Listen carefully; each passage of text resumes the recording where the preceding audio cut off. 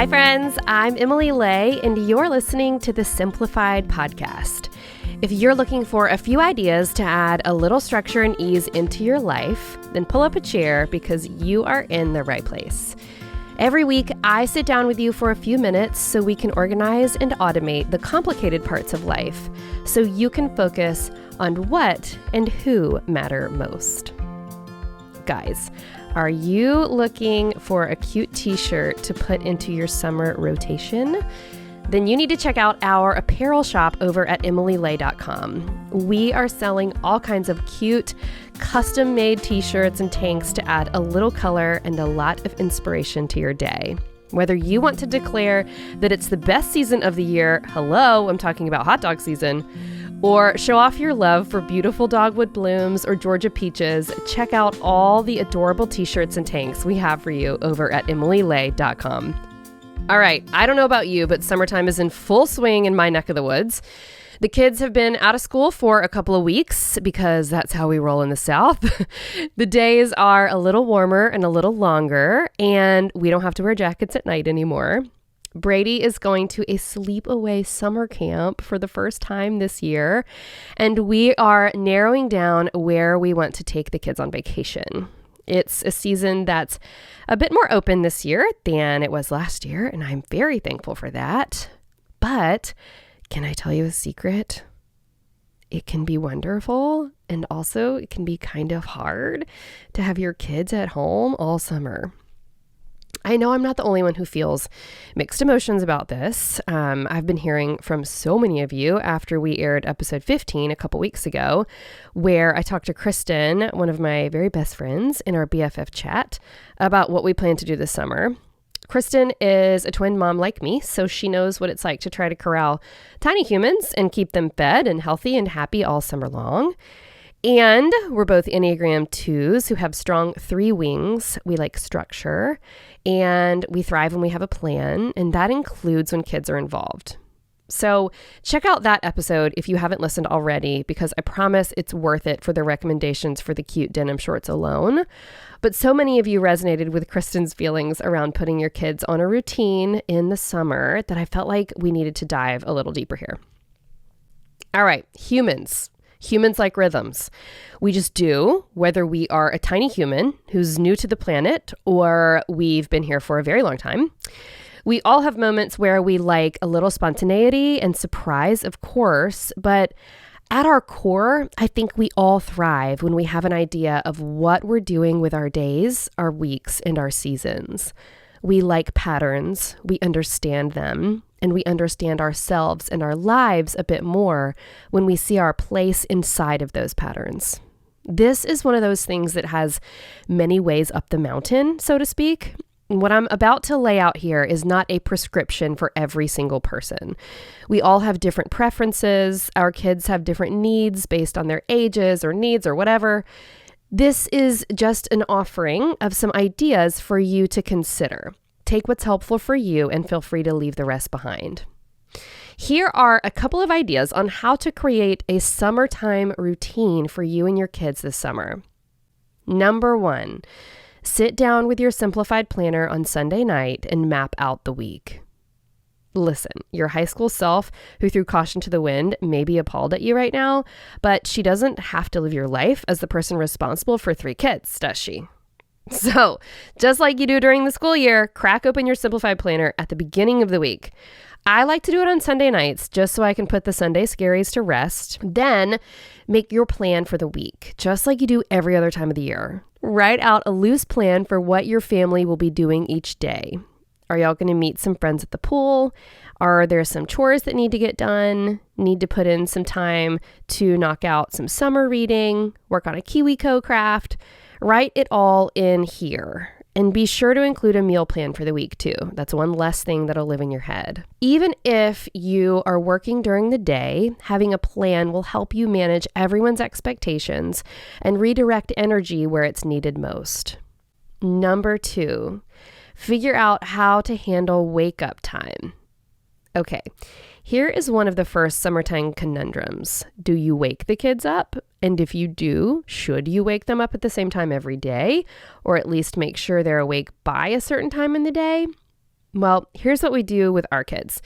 See, my children like to wake up with the sun, which is really exciting. It's actually a lot better than it used to be when they would wake up before the sun, but they wake up very early. All three of my kids are typically awake before 7 o'clock in the morning. And so it's not a matter for me of waking up my kids. It's a matter of waking up myself before they get up so I can kind of get things moving and get things going and be ready for them when they are ready to start the day. If you have kids who are a little bit older or who like to sleep a little bit later, I do recommend having a wake up time during the summer, at least on weekdays, just so you can kind of start implementing a little bit of rhythm into their days. And having them wake up at the same time every day will help their sleep schedule a little bit too, kind of putting them to bed typically around the same time every night and then waking them up at the same time. Maybe it's a little bit later than it is during the school year, but having a consistent time for them to wake up during the week is helpful. And again, this is just our experience. Your mileage may vary, so feel free to do what works best for your family. Number 3, eat lunch at the same time every day.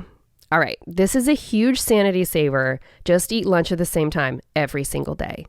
I mean, it makes sense. If your kids are old enough to be in school, they already eat lunch at the same time every day. They know what time the lunch bell rings. There's no guesswork about it. They won't be coming up to you in a meeting and asking you when lunchtime is. And here's a bonus tip. You can write out a schedule that says what you're serving for lunch, just like the kids get when they're in school. And while it may not curb the complaints about what you're serving, it'll certainly curb the question about what's for lunch. P.S. Summertime snack meals are the best meals, and it never hurts to put Doritos on a ham sandwich. I speak from experience here. That was our most beloved meal of 2020 when we had to do virtual school or when we were quarantined. We would put Doritos on ham sandwiches. Just try it and report back. It's the best thing ever. All right, number 4. Try to do naps or quiet time if your kids are older at the same time every day as well. Guys, this tip right here, if you take nothing else away from this episode, this is the tip, okay? This one's for you moms. I know you love your kids, but by the afternoon, it's become very clear that you guys all need a break from each other, and it's okay to admit it, I promise. So after lunch, help the little ones settle in for a bit of quiet time. Draw the curtains, put on some soft music or white noise, or do whatever magical thing your kids need to realize it's time for rest.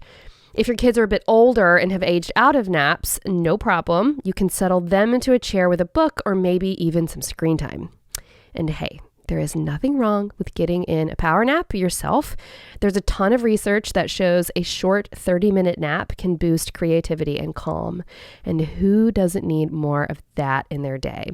This whole quiet time thing during the summer, my kids fought it like crazy when we first started it the first summer, but now they expect it. They know that right after lunch, we do it for 1 hour. They know that as long as their feet don't touch the floor in their rooms, they are good.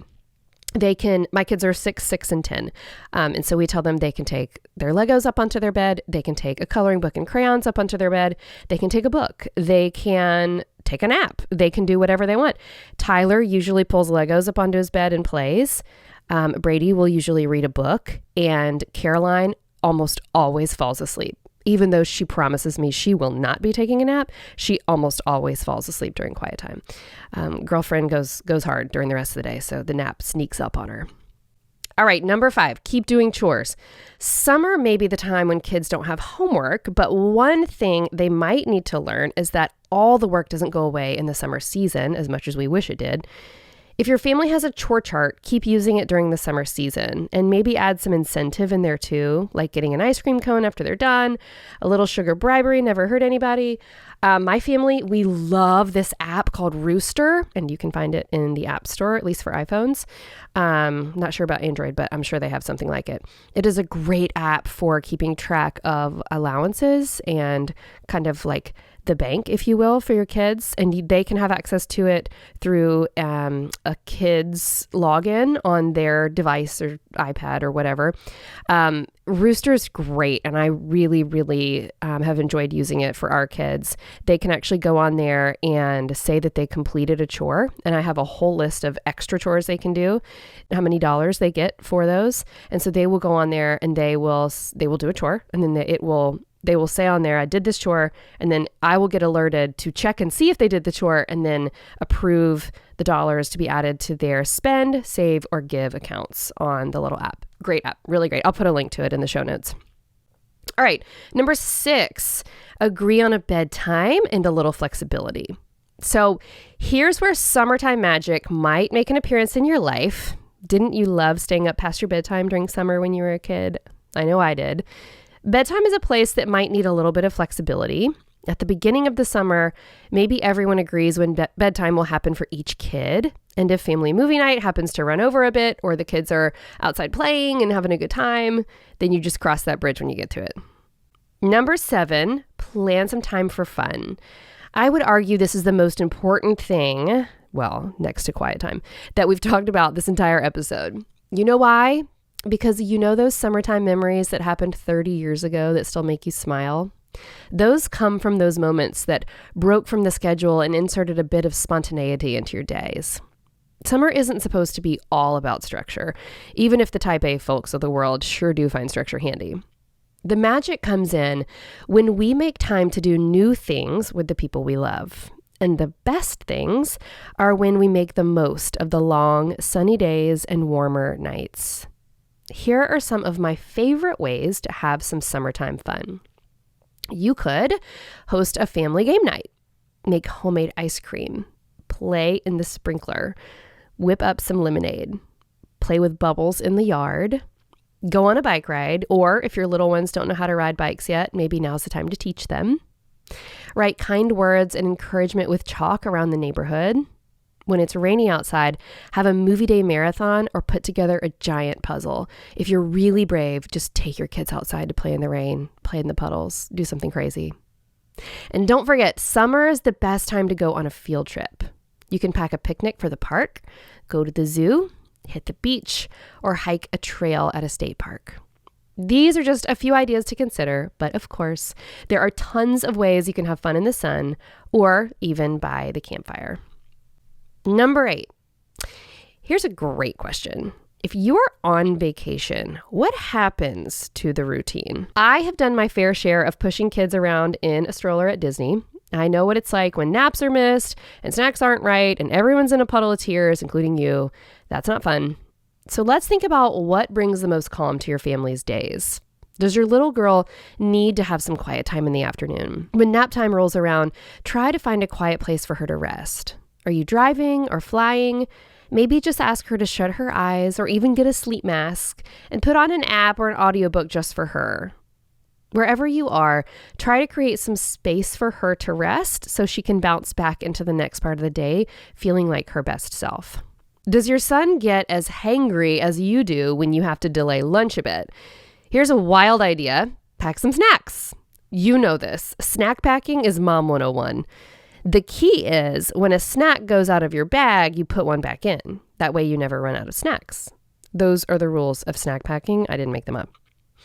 Listen, kids are resilient, but they like to know what's going on and what to expect. Try as much as you can to let them know what the schedule is for the day. I bet they'll move through the day a little more easily when they know what the general rhythm is going to be. And if they don't, then we've all been there, and I'm so sorry. That's life, man. All we can do is try again tomorrow. Summer is wonderful, but sometimes it can be stressful. You can't prepare for every single little thing, and you're not supposed to either. The beauty of summer is in the spontaneity. When our friends drop into town unexpectedly, or when we decide to turn our grills into campfires and make s'mores after dinner, experiencing a happy, healthy summer is like anything we talk about here.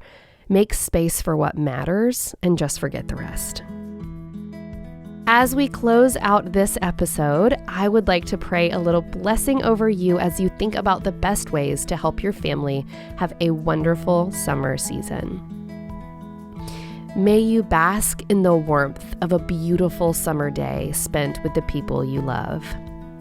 May you find patience in abundance as you shepherd little ones to make memories, along with healthy choices that may not have been their preference. And may you find wonder and magic every step of the way. As always, I like to leave a little tip to help you put what we've talked about into practice.